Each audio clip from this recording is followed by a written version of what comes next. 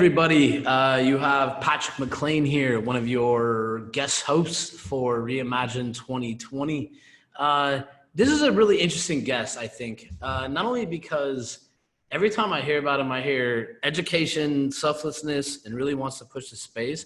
But I think from my perspective, like understanding university students, this is somebody whose name always comes up. So before I butcher too much of an intro, Andreas, if you want to introduce yourself and how's your day going? Like, how's life right now?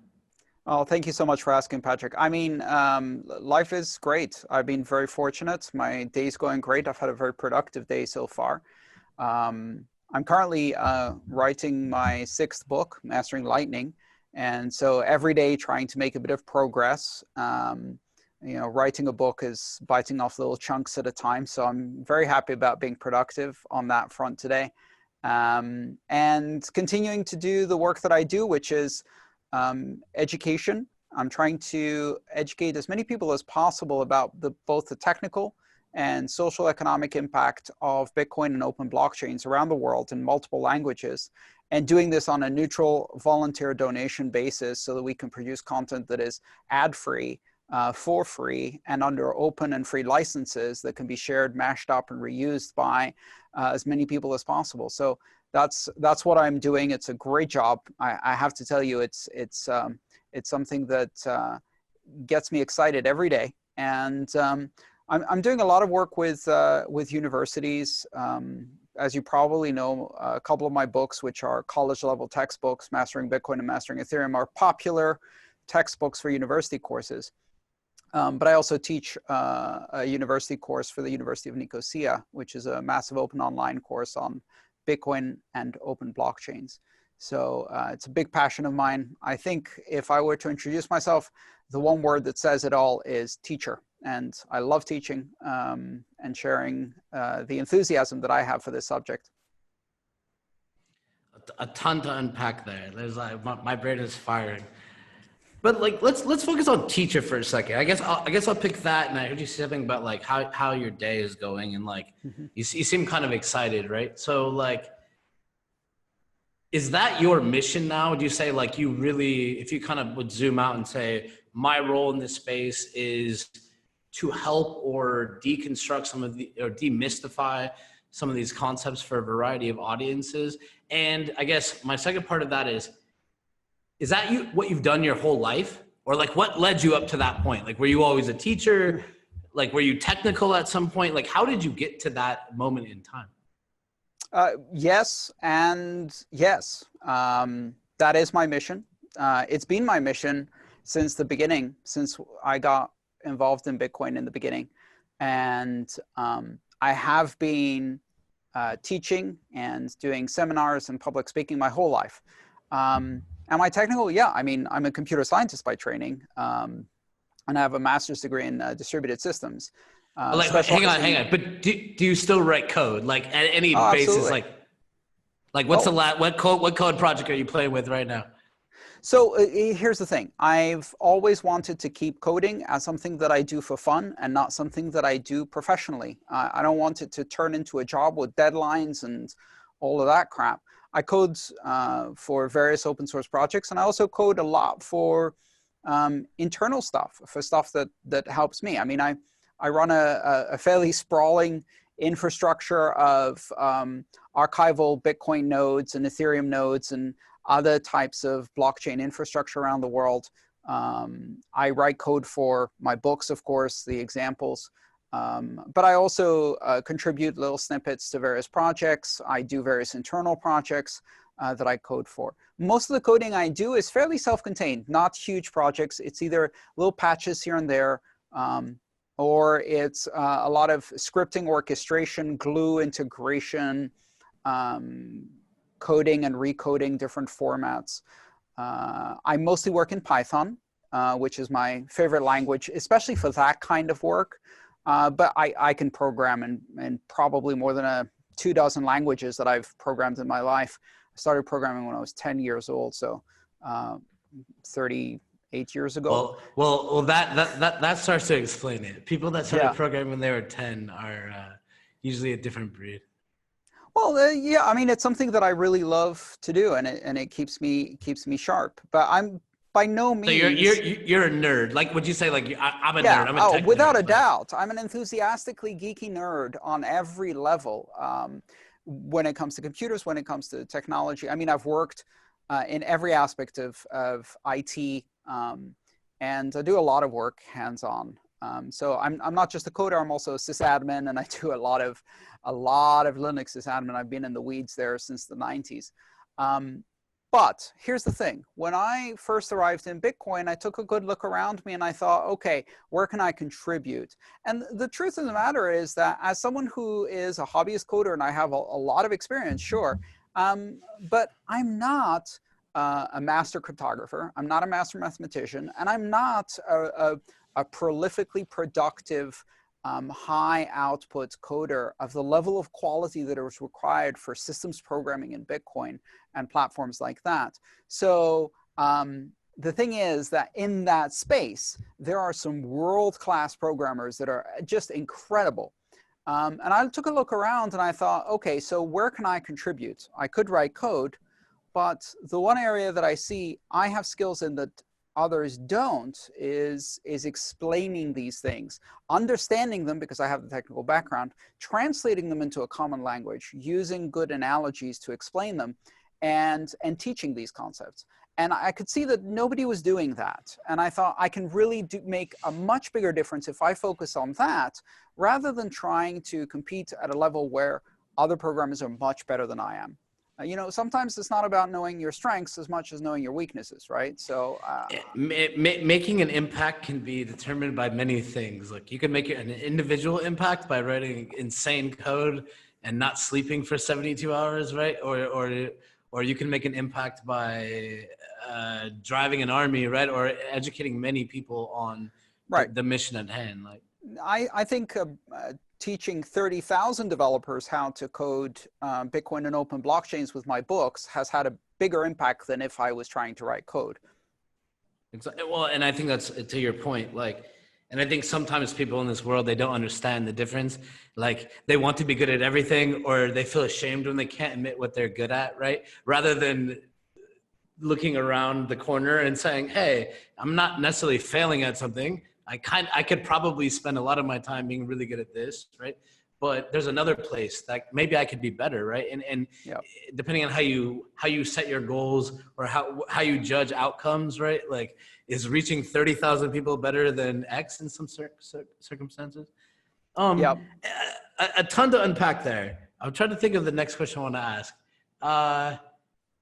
Can you? I heard you mention the beginning, and I, you know what? Like, I'm not an interviewer. Like, you and I just talked for a few minutes, but like, I do a bunch of other stuff. But I kind of trying to help out on some of the REIMAGINE stuff here, so I'm learning how to be an interviewer.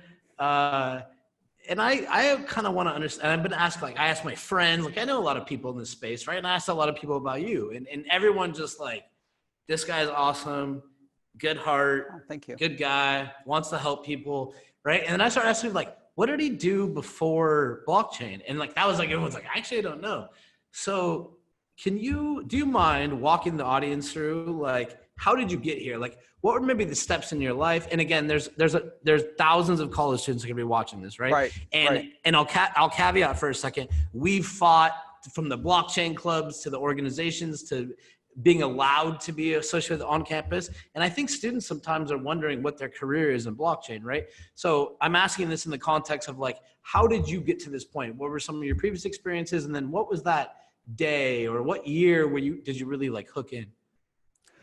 I mean, it's all a series of seemingly random steps that lead to a conclusion. A lot of it isn't planned. It's about being in the right place at the right time, being lucky with timing and other opportunities. And I have been incredibly lucky. So I got my first computer in 1982. And I started programming on that. Got my first modem in 1986. And by the early 90s, I went to college to study computer science in London. And we're talking about the really, really early days before the internet went commercial, when it was still an academic affair. And I had access to all of this incredible opportunity because of the University of London. We had access to the internet. I'd already been on the internet through not entirely legitimate mechanisms, by accessing some computer accounts perhaps I shouldn't have accessed at a university in Greece. And it had blown my mind, and I was very interested, and I was trying to learn as much as possible from Usenet and other platforms that existed in the proto-internet. The year when the web came out, I was in university, and I had access to a computer lab and fast TCP/IP connections. The year when Linux came out, I was working on Unix systems, and I had access to download and install that. We're talking about an era when I opened the first browser, I used it to visit all the websites. And then after half an hour after I'd seen all 4 of the websites in existence, I went back to see if anything had changed. It hadn't. But I mean, we're talking about a whole different concept of what the internet was. And so that timing was critical. I was very much involved also in cryptography. I was fascinated by the idea of cryptography and the cypherpunk ethos, the idea of using math and cryptography to empower individuals and create social systems that are strong, robust, that give people privacy, that protect them against surveillance, that allow them to exert their rights. I was interested in that in 1992, participated in some very interesting conferences in London. And at that time, I met David Choum, the founder of DigiCash. This is like proto-cryptocurrency, if you like. And various other people involved in the cypherpunk movement, John Perry Barlow, Philip Zimmerman, and all of the kind of giants. So you're like a hacker at heart. You're like, well, I'm not, but you see, the thing is, I wasn't a hacker. I was a pimply-faced 19-year-old kid with stars in my eyes watching these giants do this incredible stuff. I wasn't in it. I was on the sidelines. I was watching over their shoulders. I was cheering and clapping and absorbing. You're a fan of the hackers. You're like, right. Like you said, the cypherpunk movement. Like you, well, yes, that was something that clung to your spirit, kind of. Like. Absolutely. So I started working in information security, and I started learning how to do, well, basically hacking, and how to use that to protect companies and data. And I started getting involved with financial services. So I started building secure systems for banks, hedge funds, things like that, firewalls, etc. You have to know both sides, how to stop people from getting in. You have to know how to get in. And so I got involved in that. But again, you know, early days, I was working at the same time as going to university. And I continued that career. In information security, I did a lot of consulting. My entire life, I've worked as a freelancer. I don't work for other people. I started several businesses and helped build various systems. And I continued to be involved in information security. Around that time, I started teaching it. I started teaching seminars. It was a way to make a little income. I found out that I really loved it, and it helped me learn topics better. So I continued teaching. I also started public speaking, and I started going to conferences and speaking about these concepts. This is before you clung to Bitcoin. So this is pre-Bitcoin. This is 1992. This is 1995. So the spikes of Andreas is gonna start teaching people. He's inquisitive about all of tech. these things. These are all go way back. Now, the really weird thing is that when Bitcoin came out in 2009, I was involved in a bunch of other projects. I was running a company with some partners and working in information security, cloud computing systems as a research analyst, and writing papers, speaking at conferences, et cetera, et cetera. And I missed it. I just completely missed it. I remember reading about it sometime in 2011, and I read about it in conjunction with some gambling site that was doing poker or something else, and they mentioned Bitcoin, and I just dismissed it. Not interesting to me. What is this? I didn't make the connection to the cypherpunk ideals. I thought it was just one more silly attempt to build a centralized currency that was probably owned by some gambling outfit. Second time I heard about it, sometime in 2012, there was a link to the white paper.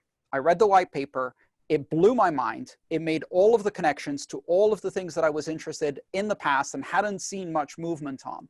And suddenly all of that peer-to-peer networking, BitTorrents, DigiCash, cryptocurrency, cypherpunk ethos just went boom in my head, and it completely derailed my life. I mean, this was not a fun experience. And does that I dropped all my jobs.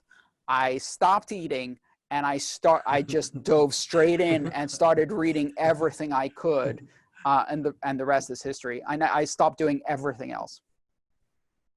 That was it. You fell in love. That was it. I fell straight down the rabbit hole. And when I talk to other people in this space, they describe a very similar moments. Now, I've had these kind of technology epiphanies before. The first time I saw the web, the first time I started programming a computer, the first time I saw a web browser, the first time I saw a Linux, I had this moment where like, oh shit, this is going to change the world. And that's the moment I had with Bitcoin. The difference is, the previous epiphanies I had, I was young, and I was, as I said, in the sidelines. I was watching the greats do it. When Bitcoin happened and I had this moment of epiphany, I was old enough, mature enough, and I had the professional experience. And this time I had confidence. So when I thought this is going to change the world, there was no hesitation or doubt or questioning. I was like, okay, last 5 times I called it like this or had this feeling, it actually happened exactly as I expected. And other people mocked and ridiculed and ignored, but I was sure then. Now, not only am I sure, now I'm ready. I'm going to be in the front of this, not following from behind. And so that just changed my entire attitude, and I dove in with both feet. Well, and I'm getting a little older as I go. Like I started my first tech company when I was 19. Like when I went from Microsoft, it's been like home automation, right? Like before it was cool. But I've always tried to follow tech trends. Like I'm a tech nerd to the core, right? Like yeah. I came a little late to this, but I understand all the principles. You know the feeling, right? You know that feeling.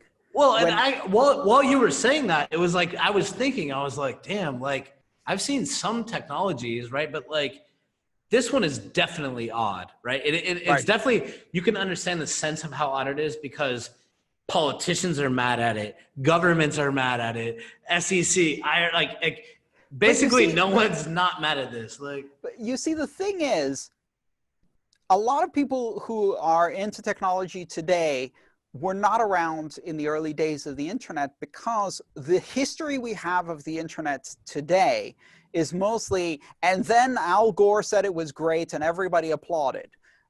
But if you look behind the scenes of what was happening between, say, 1985 and 1995, was a 10-year protracted battle where governments hated it, they badmouthed it, they didn't like the fact that it took control. The phone companies hated it, and there was a lot of pushback against the internet being used by commercial entities, against people having access to the internet without ID, without having to register, about people having access to cryptography and encrypted communications without the police being able to snoop on everything.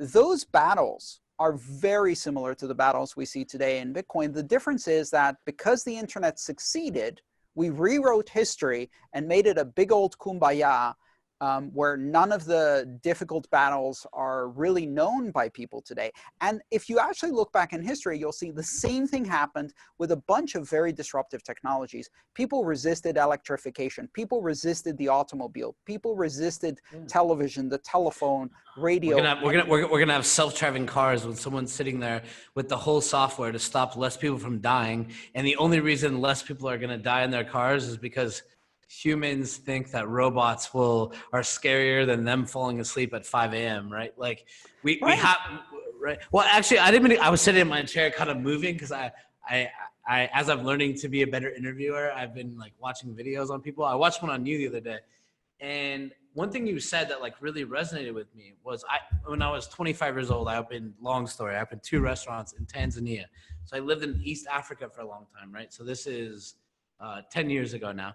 And I'm watching, so when I look back, when I came back, I wrote a long article, which was like, dude, no one gets it, right? Like they were using M-Pesa, right? They're sending digital monies. They didn't trust banks a long time ago.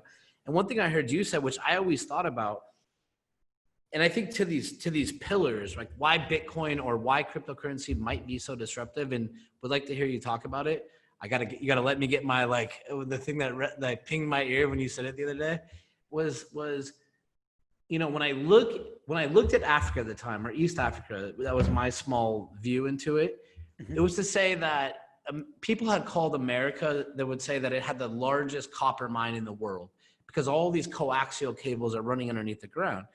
Well, in countries like Africa, where you start to look, and I think you could apply the same theories to things like solar, like when do you invest, right? There are risks to investing too early. And part of those risks are that you establish industries, and some of which have so much money, they have so much excess money that they can hire things like lobbyists, whose job is to literally sometimes even work against the public interest and only work in the interest of certain industries, right? And, you know, I think when I heard you talk about Africa and like access to cell phones and infrastructure the other day, and I 100% believe it's true, right? Where I look at countries like Africa, where, and certain parts of it, where people are scaling more quickly. They're throwing up cell phone towers faster than they'll throw wires under the ground. It's the leapfrog effect, which we've seen in technology a number of times, which is that when you already have a widely deployed, difficult infrastructure that has a lot of tradition and weight to it and a lot of regulatory complexity to it, replacing it with a disruptive technology is very difficult. But in places where you don't have all of that established infrastructure, where there's a gap in the market, you can jump directly to the new disruptive technology. So where Africa didn't have a phone network broadly deployed, moving directly to cell phones was much faster. And the same thing is happening with banking. Now, in Western developed nations, you know, banking is a 500 to 600 year tradition, and as a result, it's deeply enmeshed in the society. But there are a vast majority of the population of this planet live in conditions where banking services are either very, very limited or not existent at all. They're only accessible to a small minority. And they're rife with corruption and interference from governments. And so in that environment, jumping directly through the new smartphone and cellular infrastructure and basic internet infrastructure to a digital currency like Bitcoin makes a ton of sense. Now here you're like, well, why would I use Bitcoin to buy my coffee at Starbucks? And the answer is you wouldn't. Why would you? You don't need that. You can just wave your card and get your transaction done. You've already got those things. You would use Bitcoin for different reasons in the developed world to do applications that you couldn't do with traditional money. And that sometimes means not particularly good applications. So for some people, that means buying pot with Bitcoin, which is stupid. But at the same time, you have to recognize that just because you have those capabilities doesn't mean the rest of the world does. And the moral imperative to open up financial infrastructure to the world and give everyone the opportunity to participate in the global economy, to me, is the driving force behind my interest in Bitcoin. This is about a lot more than just technology. This is a social movement. And it's a movement that can have a dramatic impact on poverty and individual freedom all around the world, because governments use money and the banking system to control populations. And by keeping access to that system severely restricted under the guise of safety, security, and kind of paternalistic government, the end result is that billions of people are condemned into a cycle of poverty that we can break. And that starts with simple things like remittances, sending money to your family at home if you're a migrant worker, and getting out of the clutch of these kind of vampire corporations like Western Union, Wells Fargo, et cetera, that take enormous amounts of money out of the remittance market to do what?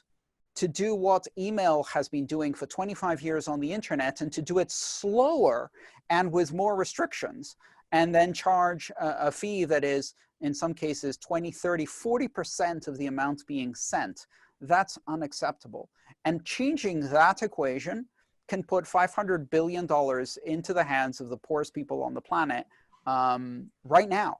And so this isn't just about technology. This is about changing the architecture of power in the system of finance and making the internet of money, and not just the internet of communication. And to me, that's a very, very important aspect to understand, why it's not about us. It's about the other 6 billion, and why this isn't just a technology, it's a moral imperative.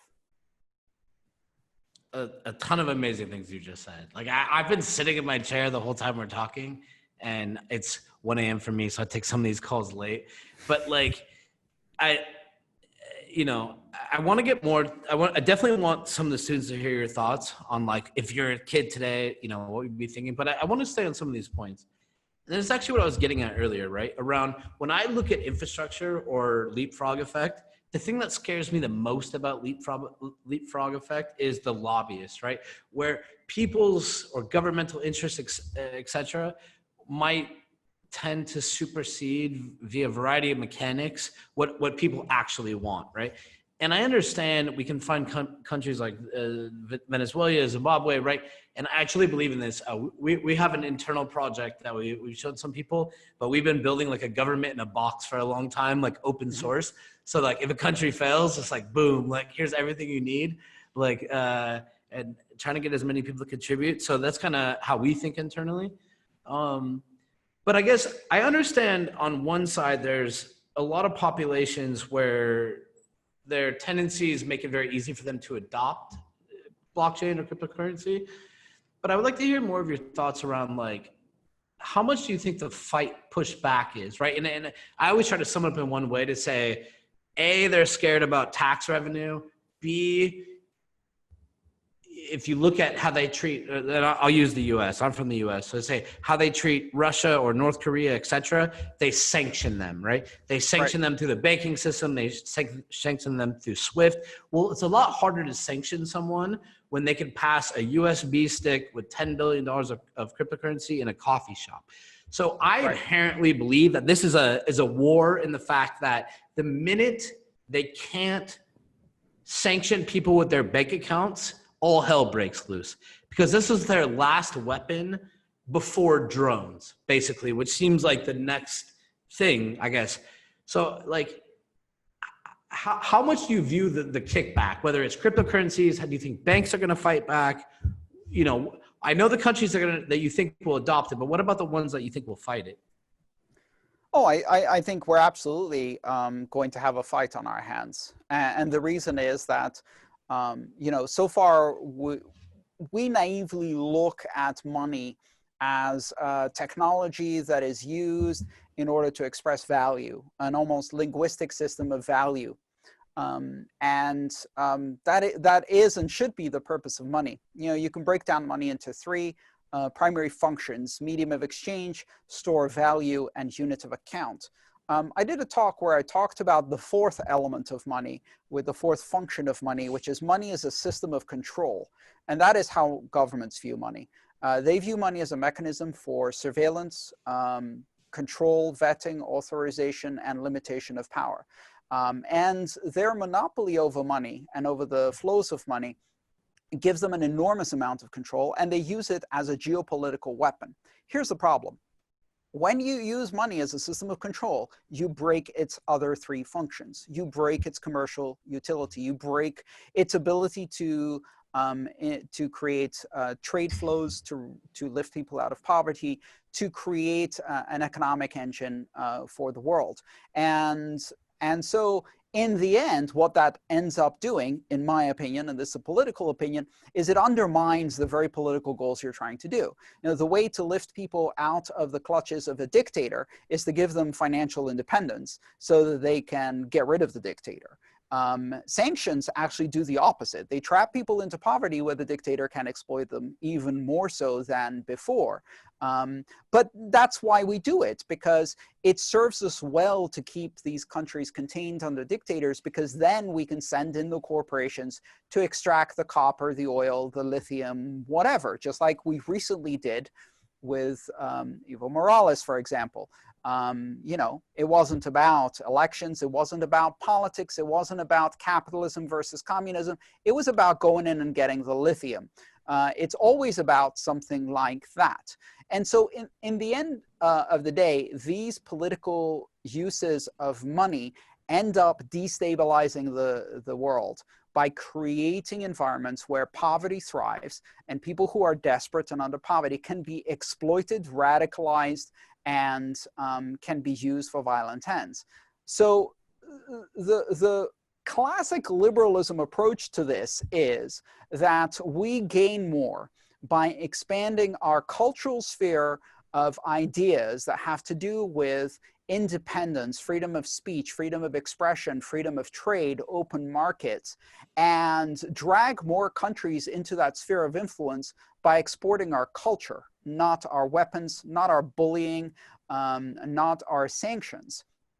And so where do you think that, where do you think that, and I'm going to cut you off, but like, okay, like, and I think you and I got a little sidetracked. I feel like you and me could probably talk about this topic for 2 hours. Not in front of the camera. Yeah, more than probably 5 hours. Like, but let's just settle it down a little bit. Like, where do you think blockchain rides in that? Now, are there sub applications from currency, like voting, accountability, land registry records that are immutable, where people can't come back and make shit up? I mean, then currency also has its place, but like, how do you, where do you really see blockchain having an impact? All right, so we are going to have a fight on our hands. And the reason we're going to have a fight on our hands is because money is a very powerful technology. Because money is a very powerful technology, we also need to understand that currency is the first and most important application. You can't go building real estate tracking, government voting mechanisms on a blockchain until you have a fundamental platform of trust. And in order to have a fundamental platform of trust, they can't even build crypto kitties with that. You have to get the money right first. The money is the first and most important application. If you get that one right, then you can start building other forms of trust-based and governance-based networks. What we're trying to do here is change the nature of trust and turn it into a system of trust that is not dependent on institutions and hierarchical systems, but instead dependent on networks. Just like communication on the internet went from hierarchical organizations like newspapers and TV stations to a loose, decentralized, mostly decentralized system. And all of the terrible things that are happening with communication on the internet are mostly because of centralized actors, Facebook, etc.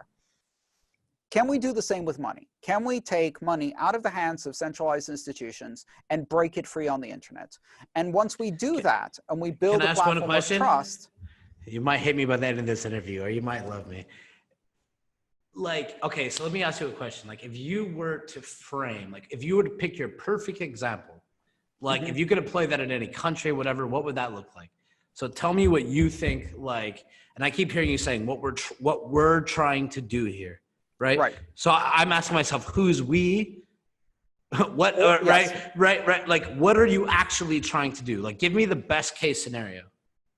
So we is everyone who's interested in this technology and is working to build it to its full potential. This is an open participatory system. No one runs it. No one's in control of it. No one decides where it goes. We each make our individual choices. We put in our own creativity, passion, enthusiasm, and we build out the systems that work for us and help other people come along. That's who we is. We is the entire community, the entire set of participants in this incredible technology. We is everyone on the internet, if we do it right. And what we are trying to do is bring the same revolution in international affairs that happened with communication on the internet to financial systems and to other forms of trust and governance. That includes how we manage organizations, from the tiniest local organization like a company or association all the way to large-scale organizations like the state, nation states, and federations of states. How do we manage governance? How do we manage voting? How do we manage trust on a massive scale? The institutions we have today do not scale. They do not scale to solve global problems. They served their purpose in the 19th and 20th century. Now they're obsolete. So what do we replace them with? I think we replace them with internet protocols and decentralized internet structures. And we did that with communication with the internet. The next step, in my opinion, is money. We need to open up the entire global economy and turn it into the internet of money and have a global economy anyone can participate in without barriers. And on top of that, when you have that system of trust, you can build governance organizations around that and involve other things, real estate, voting, and various other things. Where, you mentioned crypto kitties, et cetera. Gaming in itself is a massive economy too. There's a lot of applications there.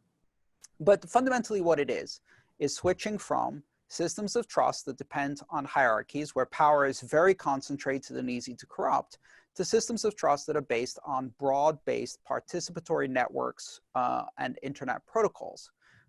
And that's going to give us a scalable mechanism that allows us to go into the future. We can see all around us that current institutions are failing, and you can't even reach consensus on the most simple things. So, all right, hang on. There's so much shit I want to ask you. I feel like I have like questions that I'm like, these are more fun questions. But now I see, I actually want to ask you, do you sit around sometimes and are you like, I see inherent problems with governmental systems, and that that the answers or the solutions might be so obvious either to you, and I feel the same way sometimes, and I think a lot of people do, right? Where we look at problems and go, why does that exist still, right? Now there's bureaucracy, there's politics, etc. But I don't think the answers are obvious. I think the problems are obvious. I think the answers are not obvious. They're complex, they're difficult, they take time to develop.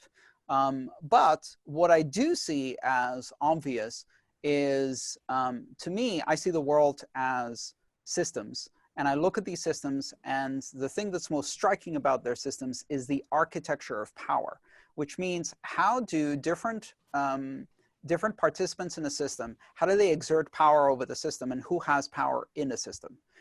The thing that I see in the world is that we have a lot of systems of power that have the shape of a pyramid. They're hierarchical.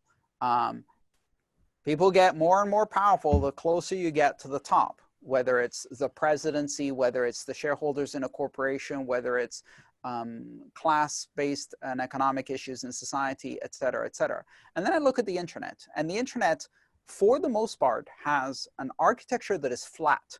And that architecture, you have a lot of people participating. We call that peer-to-peer from a protocol perspective. You can call it whatever you want, but everyone can be a journalist, everyone can be a publisher, everyone can have a viral video, everyone can participate in the conversation. There is some concentration of power in different parts of the internet, but it's not a natural fit for the internet.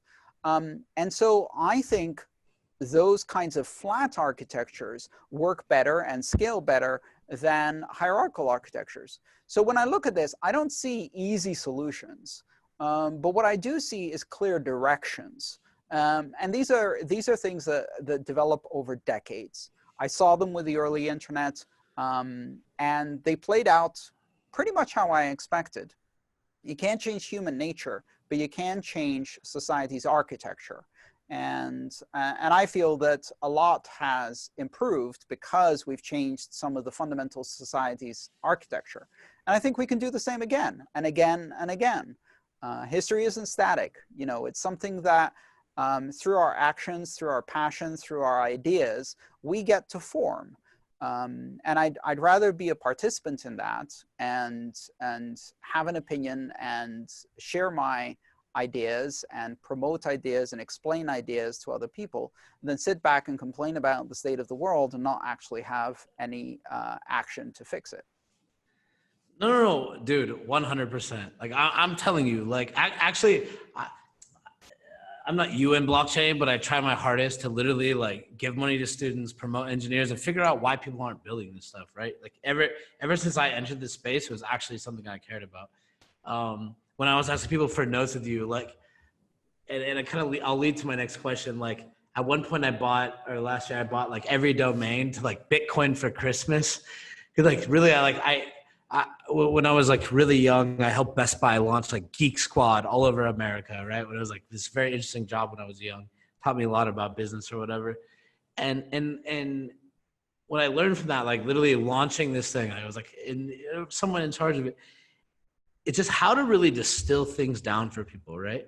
Mm-hmm. And part of my question earlier was to say, like, I was asking you, like, I bet you're like, dude, when I look at these systems, you know, you look at it from a very technological, you understand the systems. You understand how to get from point A to point B, whether it's a 5-volt switch or down to some answer in a code or, right, like, you understand how to kind of think through that process, right? So on one side, when I look at what you're doing now, which is like, it seems like you're writing books and you're focusing on education, right? Mm-hmm. So do you think that the answers are so clear and right in front of everyone, but you're very technological, I guess I will say, like, I'm in a bit of a crypto bubble now. Like, everyone I deal with, the whole world I live in is basically crypto, right? And sometimes I'll sit in a room and just look around and be like, man, like, you guys have no idea how wrapped around you. Like, I want to go talk to normal people on the street, right? And just, right. And so do you understand that there's this niche of people who are hyper extreme about it? And so is that what's really fueled your urge? Like, the way I'm going to solve it is by distilling it down for the everyday guy, or maybe a little higher level. And that's your answer. Well, the vast majority of my work is not directed at people who are into crypto or who are software engineers and tech people. I've written 2 books, the Mastering series, Mastering Bitcoin, Mastering Ethereum, which are college level textbooks. But the vast majority of my work, 500 plus videos on my YouTube channel, my book series, The Internet of Money, those are non-technical. They're actually directed at people who are new to this space, who want to understand why this technology matters, not how it works, but why they should be interested, why it might have an impact in their life, why people are interested in it, why other people use it, how they use it. And so those answers, to me, are the most interesting. And trying to take these very complex technical issues, but also these very complex political, governance, socioeconomic issues, and trying to distill them down into as few words as possible and a few very, very simple concepts that illustrate what drives this technology, why it matters. That's been the focus of my work for the past 8 years. And it's a process of iteration. I take an idea, I throw it out there, I see how people react, I go and visit different communities, not so much now with pandemic, but that was the model before, visit different communities, meet with people who are new to crypto in places like meetups and universities and non-crypto conferences, et cetera, and talk about this, and then see which of the ideas are people finding easy to pick up and where are people getting stuck, and then refining and iterating and trying new things, and trying to distill down to a few easy to understand concepts so that I can convey the enthusiasm I have, but also the vision I have of where this is going and why it matters, and convey that to people who don't have the level of technology expertise, but also the geeky, nerdy enthusiasm and niche kind of attitude that I have in this technology, and say, you know, this isn't just for us geeks. This isn't just for those who are incredibly passionate about crypto. This could have an impact in your life, even if you're not technical. It could have an impact in your life, even if you're not political. It can have an impact in your life, even if you only get interested in developing some basic understanding of this technology. Just like when I started on the internet, the only people who were on the internet were academics, and it was a massively narrow niche. But I could see that over time, we would get more and more and more people, until now, it's a fundamental requirement for your job. It's a fundamental requirement for your social life. The internet is in everything we do. And everybody understands why knowing how to use it and being a native in that environment is incredibly beneficial. Second nature now. Right, for you and for your generation. There's an entire generation that find it very much Right. not second nature. But Yeah. the same thing is happening in this space, because when you think about it, understanding how the Internet of Money works can have an enormous impact on your future, even if you're not technical, even if you're not political, because you get to use it as a tool. You don't need to understand how the internet works in order to use it to your advantage as a tool. And you don't need to understand how Bitcoin works in order to use it as a tool. And so that's what I'm trying to convey.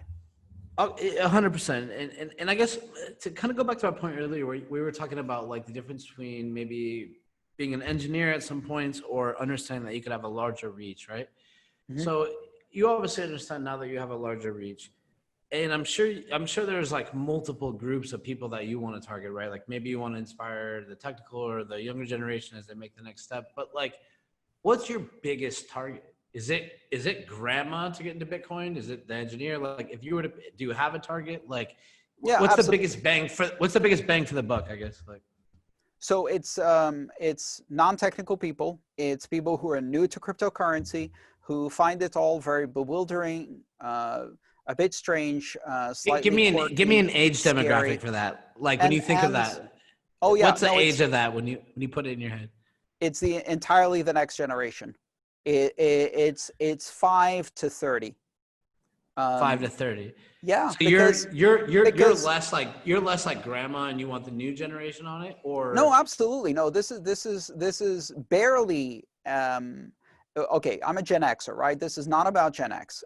People who are Gen X either already get it, already need it, or have already missed the boat.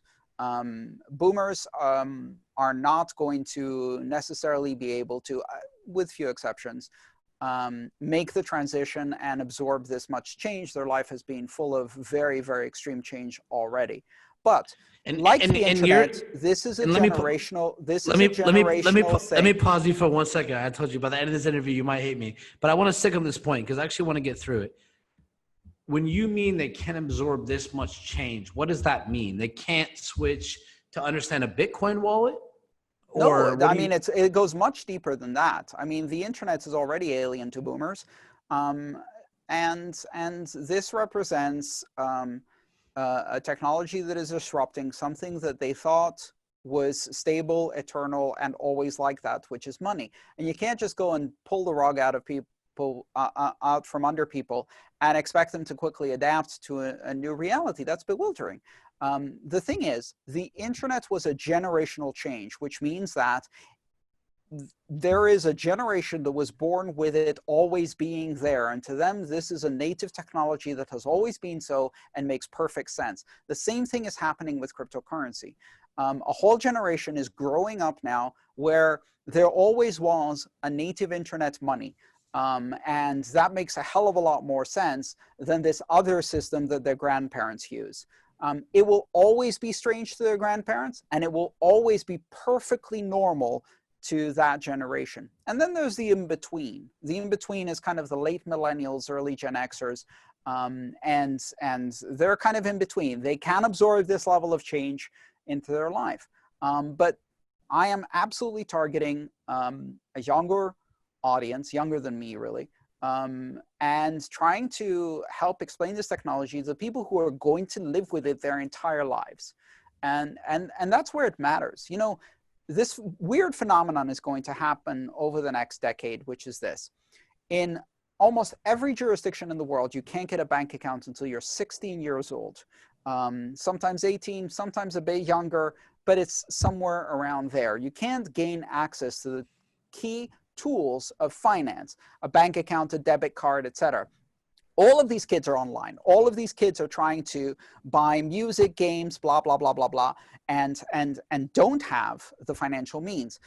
With cryptocurrency, you know, one of the interesting things that happens is we're seeing parents teach their kids how to use money at an age when the institutions of money don't give them any access. So you now have 10-year-olds with Bitcoin wallets who are earning their own money and spending their own money. And this generation is going to grow up, and by the time they get invited into the traditional financial system and given the courtesy of a bank account, they're not going to accept it. Come on, they're going to say, what is 3 to 5 business days, and why are you charging me $5 to hold my money? Are you crazy? What the hell is this? Next, you're going to tell me that I don't want to use a bank account. I don't want to use a bank account.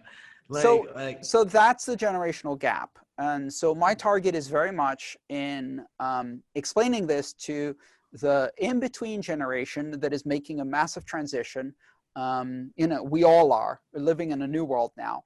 And the younger generation that is coming right behind, who are going to be the natives of this new world. I would always read articles. You might not like this. I heard you talk about, or you mentioned something about weed and Bitcoin earlier, but I'll never forget the day. It was like maybe a year and a half, 2 years ago. You see all these articles about all these Bitcoin addresses are created and who's using them, right? I think a bunch of 12-year-olds are creating Bitcoin addresses. And then one day with like a bunch of my like brothers, friends, like younger kids, I was listening to them. They were telling me that kids have been using Bitcoin for like many years. I have like a sneak theory based on many things I've heard that like younger kids have actually been trading Bitcoin for longer than we know in ways that like they don't want their parents to know, basically. So I tend to agree with you. I think, as I like to say, it's very important as a parent nowadays to have important conversations with your children. And that means you have to talk about the birds, the bees, and the private keys. Dude, we got to make that's probably a good point to wrap things up because we're running out of time. I definitely went over, and I will take as much of your time as you want, and I appreciate it again. But before we run, there's a ton of students listening to this right now. We met them at the point when they had student clubs and the student organization. Somehow if you're listening, somehow me and my founders have to pay for UCLA engineering course every year because UCLA won't pay for a blockchain engineering course, right? So like for all the students across many universities listening to this right now, like what would you tell them? Like if you were a student today, how would you be thinking about blockchain? Obviously you would tell them the books to buy, but like what would you advise them on their career path? So I think it's important to make two transitions. The first one is treating this as an investment or purely a financial tool misses the point. This is first and foremost a technology, which has a financial component that's very important, but it is a technology. Secondly, there was a time when you learned about the internet because you were only a computer scientist or a physicist and you needed the internet in your job. And then came a time when everyone used it in every job. The same thing is going to happen with cryptocurrencies. Learning the skill around cryptocurrencies and blockchains, learning what they are, how they work, becoming confident in your use of them is just as important as owning a computer and becoming confident in its use. Is just as important as being a native on the internet. And so at this point, you either decide to learn the basic skills no matter what career you're in, because they will serve you well, or you decide to focus and make your career in this space, which is gradually and more rapidly over time expanding to touch many, many different disciplines. Already it's a multidiscipline thing. It's computer science, it's economics, it's business, it's accounting, it's insurance, it's finance. And over time, it's going to expand to incorporate many, many, many more professional disciplines. So there's lots of interesting ways to combine it with your career. And if you don't want to combine it with your career, this is an important tool that will serve you no matter what you're doing. And you might think, so I'm a painter, I'm a sculptor, I'm a dancer. How the hell is Bitcoin relevant to me? And I can introduce you to a dozen painters, sculptors, and musicians who are currently using these tools to do interesting things in their career. Dude, I know you got to run. I'll talk as long as you let me talk. But hey, we do have to wrap, unfortunately. I did this to Roger the other day. I did it for Mark Yusko. I'm going to give away $250 of your book. So we're going to give away to some college students. We'll do it live. If I do that, will you give us another list of some other, maybe 3 more books you like, and I'll match 250 of your books with some other books that influenced you? We'll pick a few schools to give them out to. You don't have to do it now. Give it to us later, but I'll email you about it. We're gonna give away some of your books and cool. Yeah, Andreas. I just want to point out that if you want to access my books or my videos, you can get them royalty-free, ad-free, and for free on the internet. So you don't have to buy my books, you can download them. They're available under Creative Commons license. That's been deliberate in my entire career. So especially for students, I would encourage you, you can access Mastering Bitcoin, Mastering Ethereum. The book I'm currently writing, you can watch me write it online as it's literally paragraph by paragraph together with my co-authors. And all of that's happening on the internet. So these are open resources. I appreciate your efforts to, by all means. And you're now money on Amazon. You're not watching students a free lesson on how to be a better interviewer, which I'm not, which means I didn't do my research. That means I have to give $500. Give us a list of other books that you like. In the next week, we'll send you an email and just other books to influence your life or you think students might want to read that aren't yours, and we'll ship them out to people. Right. Okay. Well, thank you so much. Appreciate it. Dude, I appreciate your time. It was really nice to talk to you. And we'll do more with all these students. And if you have more time, meet with some of these kids. I'm telling you, we know the heads of every department. We've spent years getting to know these students, paying for I call myself the king of pizza in Bitcoin because like I have sent more pizza on Fridays for these kids' meetups than, yeah, exactly. Like, dude, Bitcoin I'm telling pizza. you. That's how we started. Still the heartbeats of this community. All right, Patrick, thank you so much. It's been a pleasure. It was very nice to meet you.